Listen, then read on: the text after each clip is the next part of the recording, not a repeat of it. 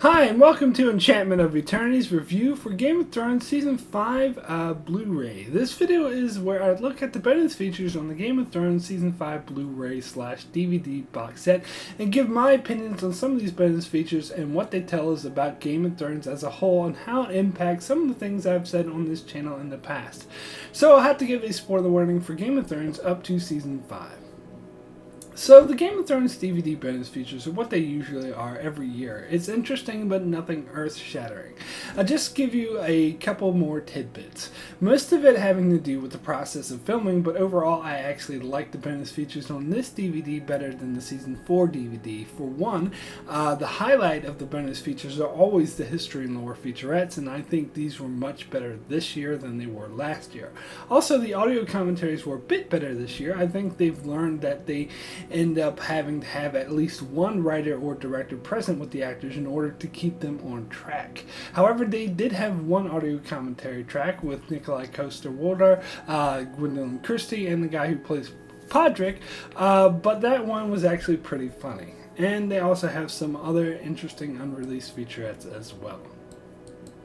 So one of the bonus features was the Day in the Life documentary, which was actually released on HBO before Season 5 aired, and I remember saying at the time that they should have just saved it for the DVD in the first place, as it wasn't really the best thing to release to get people psyched for Season 5. It was pretty exclusively about the production side of the show rather than having anything to do with the story, and likewise there were a lot of production team commentaries, which I'll be honest, I haven't watched them all yet. They are somewhat interesting, but don't really have that much to do with the story. So they had a featurette about Mother's Mercy, which seemed like just an extension of the Inside the Episode featurette. It just explained the episode more, which was mostly things you already knew.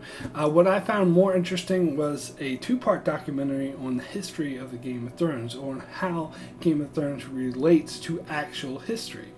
I've seen little snippets about this before, some featurettes and some YouTube videos, but it was great to get a full doco about it.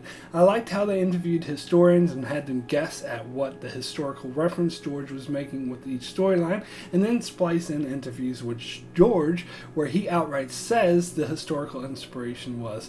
Usually they're right, or at least close. I suppose they probably edited out the parts where they were outright wrong.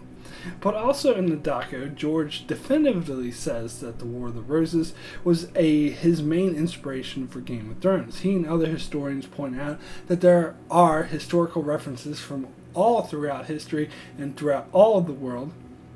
One of the more interesting ones that I hadn't thought of was being the Native American culture influencing the Dothraki, who are more closely related to the Mongrels or the Huns. But at the heart of the story lies the War of the Roses, which a lot of the King's Landing storyline draws its inspiration from.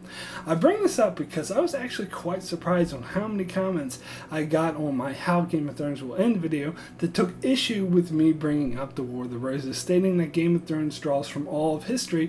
And while this is true, as George and the other historians stated very clearly in this doco, the War of the Roses is the biggest inspiration on the main storyline of Succession. Therefore, I think looking towards the War of the Roses to try to guess at where the end game might be going isn't a bad idea. Obviously, it's still impossible to guess because he only takes elements of the War of the Roses and mixes it with a lot of the other historical references, but I'd say at the very least, it is a very vague guideline. So now let me talk about the commentaries and how, as I mentioned before, I thought they were better than last year, but it wasn't groundbreaking. There weren't any great revelations. It was just more interesting. You had the Mother's Mercy commentary with Dan and Dave. That was interesting to hear their take on things. They said definitively that Stannis is dead, but of course everyone except for those in deep denial have accepted this by now, and those in deep denial won't be swayed by some audio commentary, because they did, after all, in this very same audio commentary, say that Jon Snow was dead. But that wasn't incorrect, because he is dead. At least they didn't mention anything about him not coming back. Probably because they knew that the DVD would be released only a month before it was proven that he is coming back. The technical commentaries were interesting from a filmmaking point of view. Interesting to hear from the special effects and camera teams on how they did Hard Home and the Dance of Dragons. I was always the least interested in the production design and costume design commentary because that's just really not my thing.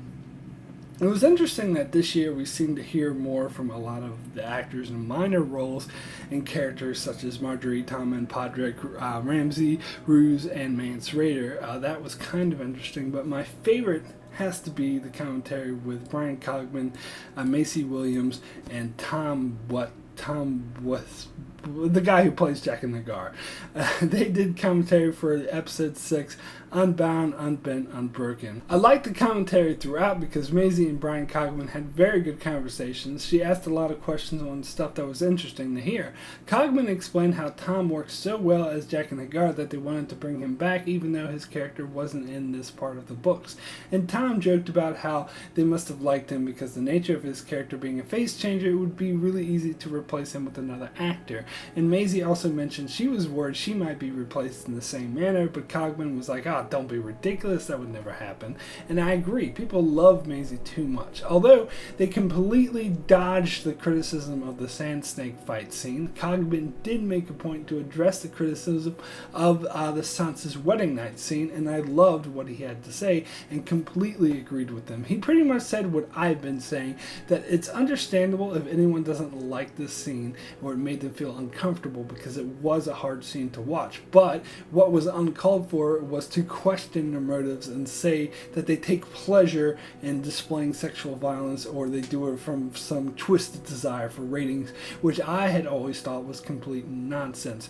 And Cogman addressed that particular criticism and how it actually hurt, and he went to explain exactly what their motivations in the writing room were, and they completely made sense.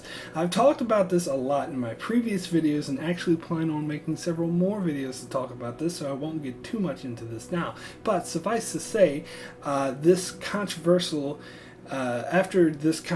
scene, I've watched many other shows that have just as bad or worse scenes but with no controversy surrounding it, which makes me realize that the only reason there was really such a controversy was because Game of Thrones is such a popular show. And I know that for a fact because the same thing or worse happens on many less popular shows all the time and nobody cares. That, and of course, there's a bunch of book purists who just like to nitpick anything the show does that doesn't happen in the books, even though what happened in the books was far worse. But anyway. The other commentary I found interesting was when Natalie Dormer was talking about how everyone was making such a big deal out of the sex scenes she had with Tommen because she was so much older than him, because she called that out because you see older men with younger girls on screen on a number of shows all the time and nobody makes a big deal out of that.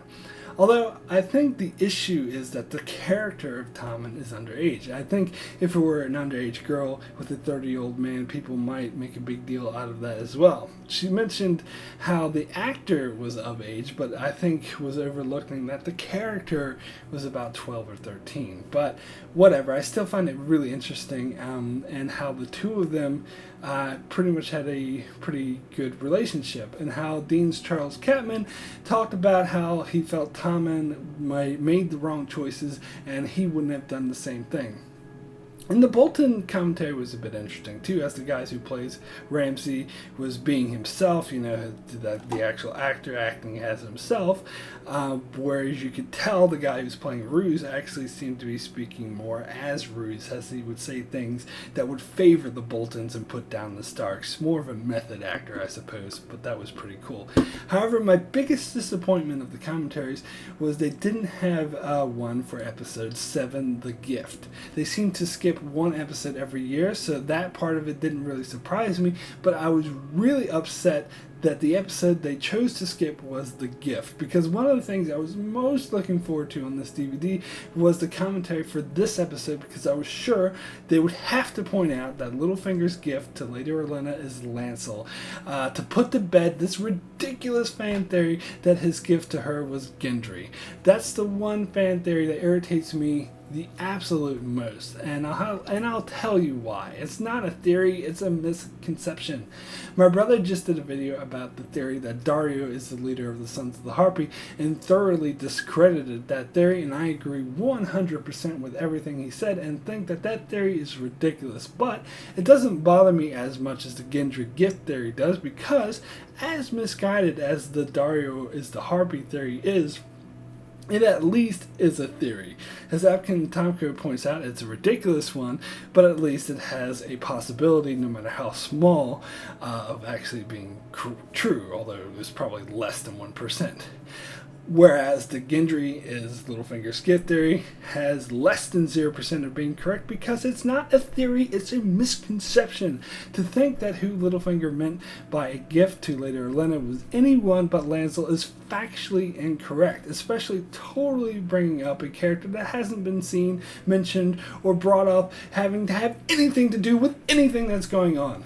It's like saying that Ned didn't have his head chopped off, or that Daenerys never went to Meereen, or that Jon Snow never joined the Night's Watch. These things aren't theories, they're misconceptions. Just like saying Littlefinger meant anyone other than Lancel is a misconception. So that's why this quote-unquote theory irritates me a lot more than anything else I've ever heard.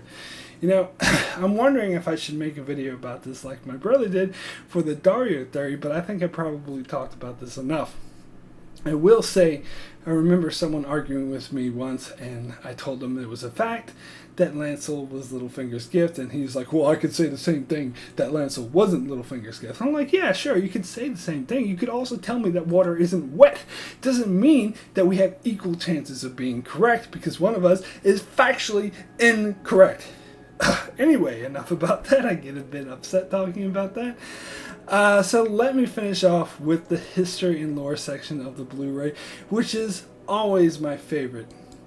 Although I found last year's one really wanting, as it had a lot of useless ones, like this one about poison, or one about Valyrian steel, or rehashes of ones we've already seen, like we've had like 7 about Robert's Rebellion.